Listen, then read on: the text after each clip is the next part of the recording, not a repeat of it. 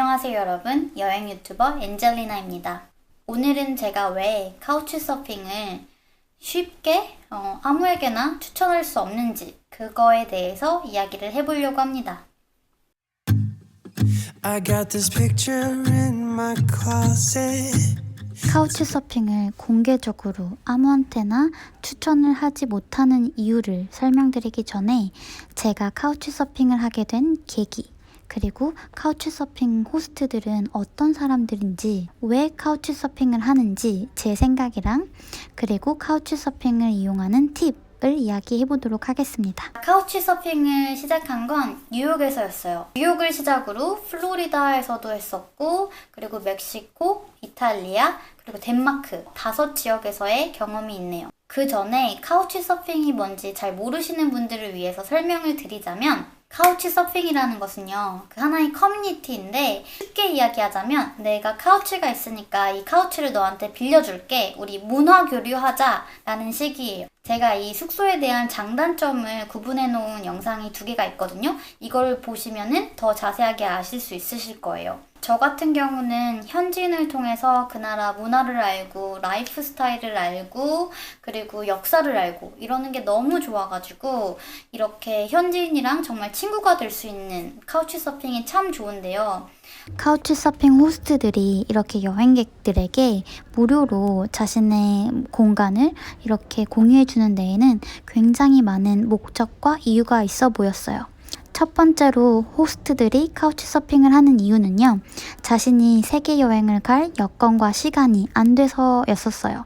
세상을 알아가는데 다른 문화권의 사람과 친구가 되는 것만큼 좋은 방법이 없잖아요. 그런데 이렇게 세계 여행을 하면서 친구를 사귈 수도 있겠지만 그게 안 될 수가 있거든요.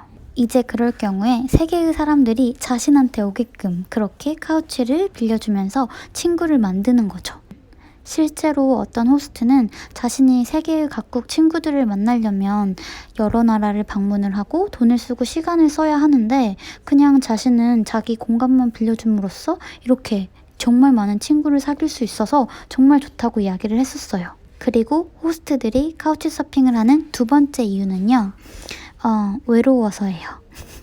외로워서예요. 제가 코펜하겐에서 카우치서핑을 했을 때의 이야기인데요. 정말 집이 좋았어요. 그리고 위치도 굉장히 좋았어요. 그리고 호스트가 이야기하기로는 월세도 굉장히 비싸다고 했어요.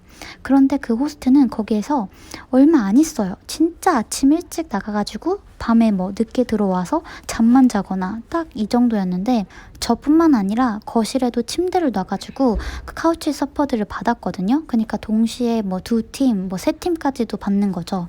그러니까 마치 카우치서핑을 하기 위해서 이 집을 빌린 것 같다라는 생각까지 들었거든요. 이제 그러면서 그분이 하는 이야기가, 네가 보기에는 이게 너희들을 위해서만 내가 이렇게 하는 것 같지? 아니야. 사실은 나는 이거를 정말 나를 위해서 하는 거야.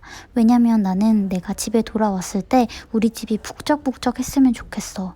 내가 아무도 없는 집에 왔을 때 굉장히 외롭거든. 이라고 하더라고요. 와, 그냥 내가 집에 돌아왔을 때 그 온기를 느끼기 위해서, 그리고 내가 어느 순간에 외로움을 느낄 때 함께 해줄 사람이 언제나 있었으면 좋겠어서, 그런 이유에서 이렇게 카우치서핑을 하기도 하더라고요. 사실 그분은 굉장히 바빴어요. 진짜 이렇게 같이 어울릴 만한 그런 여유도 없을 만큼 바빴는데, 그럼에도 불구하고 이렇게 여행자들을 맞이하는 거였거든요. 그러니까 제 생각엔 이런 것 같아요.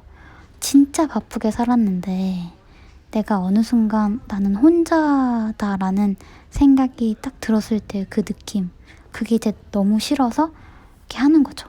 사실 그분이 그렇게는 이야기했지만 저는 그분이 카우치서핑을 하는 이유는 3번째라고 생각을 해요. 3번째가 뭐냐면, 정말 많은 사람들은요, 이 선의 구조를 믿어요. 자기가 누군가에게 이렇게 베풀면 세상이 좋아질 거라고 믿는 사람들이에요. 또 한편으로는 자기가 카우치서핑을 많이 해가지고 도움을 많이 받은 사람들이 이렇게 또 카우치서핑을 하더라고요. 또 다른 예로 히치하이킹 같은 경우도 자신이 한 번쯤 이렇게 덕을 본 사람들이 히치하이킹을 굉장히 많이 태워줘요. 네, 나도 어렸을 때 히치하이킹으로 많이 여행했다. 그러면서 태워주는 경우가 굉장히 많아요. 그리고 호스트들이 카우치서핑을 하는 네 번째 이유는요. 바로 자신이 또 카우치서핑을 하기 위해서예요. 이거는 엄청 보편적인 이유는 아닌데요. 이제 남자 같은 경우는 다른 나라 가가지고 카우치서핑을 하려고 했을 때 그 레퍼런스가 많이 없으면 잘 안 받아준대요. 이제 그것 때문에 나도 이제 많이 받아서 그 레퍼런스를 좀 쌓으려고 그렇게 카우치서핑을 한다고 이야기도 했었어요. 제가 이 이유들을 이렇게 설명하는 이유는요. 다름이 아니라 이렇게 호의를 베푸는 데에는 다 꿍꿍이가 있어서인 거 아니야? 어떻게든 한번 해보려고 그러는 거 아니야? 라고만 생각하시는 분들이 있을 것 같아서 그런 게 아니더라. 그러지 않은 사람들이 훨씬 많더라. 라는 거를 말씀드리고 싶어서였고요. 카우치서핑을 하는 5번째 이유로 설명을 드리고 싶은 거는 맞아요. 여러분이 생각하는 거.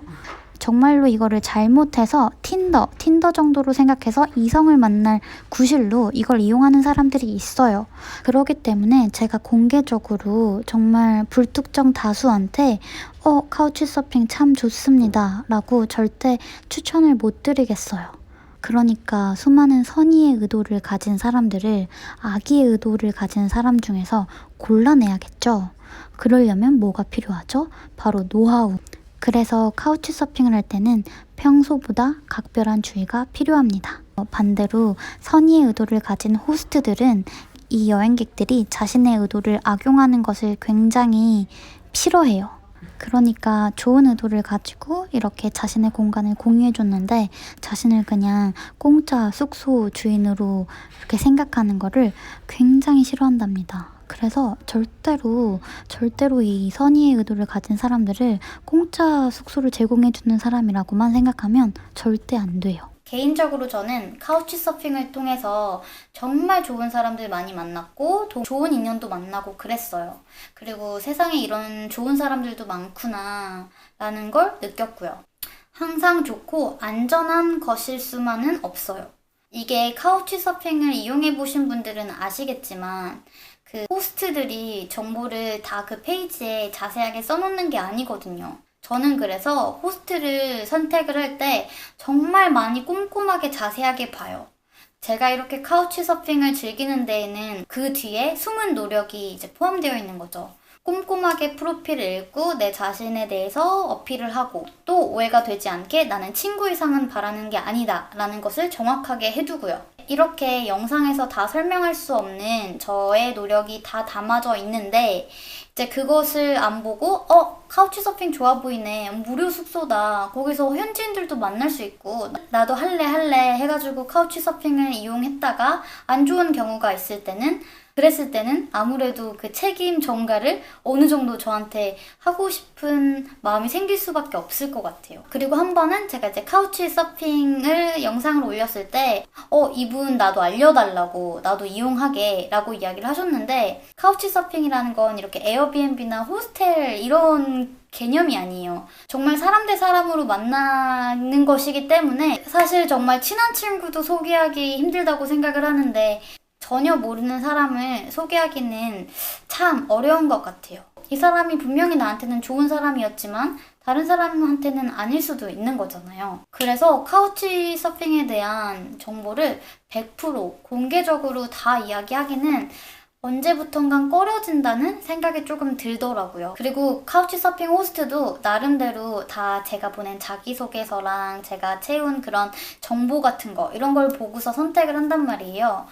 그런데 제가 덜컥대고 내가 아는 사람이니까 이 친구도 호스트 해줘 라고 하기도 좀 그렇고요. 그래서 가끔은 이게 카우치 서핑이야 라고 좀 대놓고 딱 이야기해서 제 정보를 공유하는 게 저한테 호의를 베풀어준 친구한테도 좀 피해가 갈까봐 조금 꺼려질 때도 있어요. 그리고 카우치 서핑이 저의 성향과는 잘 맞지만 제가 여러분을 다 잘 모르잖아요. 저의 성향에는 맞지만 사람의 성향은 다 다른 것이기 때문에 근데 이 카우치 서핑은 성향에 따라서 확실히 다른 경험을 줄 만한 그런 경험이거든요. 제가 처음 카우치 서핑 했을 때 전 진짜 많이 떨렸어요, 사실. 사실 어떻게 보면 정말 남의 집? 많은 정보를 가지지 않고 가는 거잖아요. 근데 그때 하게 된 계기는 그때 세계 여행을 하는 다른 이제 여행자 언니분이 뉴욕에 그때 마침 같은 시기에 있었어요. 저보고 어디서 지내느냐라고 물어보셨는데 에어비앤비요 라고 했더니 이제 그분은 뉴욕에서 카우치 서핑을 하신다고 하시더라고요. 이제 그러면서 좋은 경험들을 다 이야기해 주시는 거예요.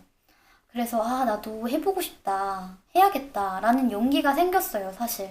그리고 그때 에어비앤비 숙소 주인을 잘 만나서 혹시나 문제가 있었으면 연락을 줘라 라고 해주시고, 그리고 그 카우치 서핑을 한 언니가 혹시나 문제 있으면 뛰쳐나오라 뭐 이런 식으로 뭐 하나의 안전장치를 해주셔가지고 그때 용기를 내서 할 수 있었던 것 같아요. 카우치 서핑에 대해서 팁을 2가지를 드리자면요. 첫 번째는 누구나 이야기하는 거지만 그 리뷰란을 정말 꼼꼼히 읽어보셔야 돼요.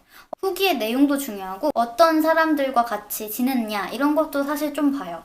남자 여자 구별 없이 호스팅을 했었느냐, 여자들이 특히 무슨 말을 하는가, 국적 상관없이 서퍼들을 받았느냐 이런 것도 좀 보는 편이에요. 그리고 2번째로 드리는 팁은 저는 SNS를 혹시 하는지, 그 SNS를 하면은 내 SNS도 주고 하면서 그 전에 팔로우를 해요. 그 카우치 서핑 페이지에는 많은 정보가 없다고 했잖아요.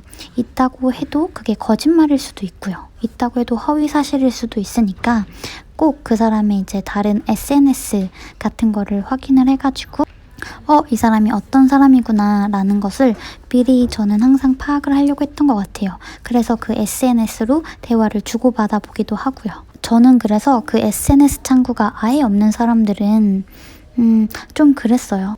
앞으로도 카우치 서핑에 대해서 할 이야기가 있으면 이렇게 여러분이랑 공유해 보도록 하겠습니다. 그럼 여러분 즐거운 여행하세요. 안녕.